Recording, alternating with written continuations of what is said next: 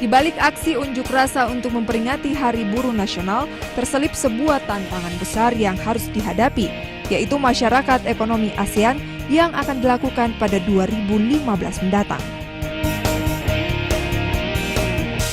Sebagai negara yang mempunyai jumlah penduduk besar dan budaya konsumtif yang tinggi, Indonesia tentu menjadi daya tarik tersendiri bagi investor.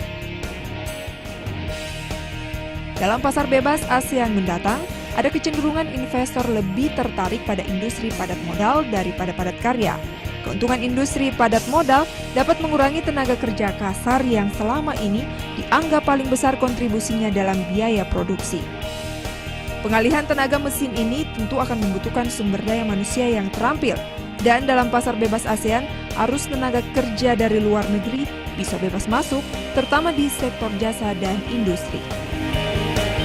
5 sektor jasa yang menjadi prioritas MEA untuk tenaga kerja bebas masuk ke dalamnya, diantaranya transportasi udara, di ASEAN, pelayanan kesehatan, pariwisata, dan jasa logistik. Sedangkan untuk sektor industri yang terbuka adalah pertanian, perikanan, tekstil, produk berbasis kayu, produk berbasis karet, otomotif, dan elektronik. Di sisi lain, fakta membuktikan bahwa tenaga kerja tidak terdidik di Indonesia rata-rata berpendidikan SD dan SMP mencapai 68,27% dari total penduduk yang bekerja, yaitu lebih dari 110 juta jiwa.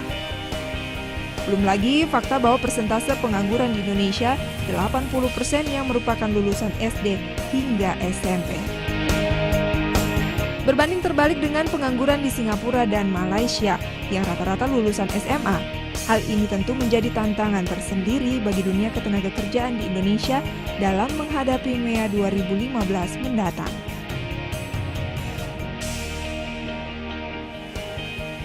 Para buruh berharap pemerintahan ke depan, pemerintah bisa lebih memberikan edukasi serta meningkatkan produktivitas buruh.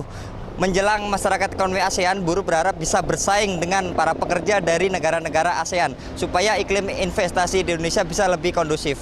Dari Jakarta, oleh Nabi Bisana dan Gilang Praditya melaporkan.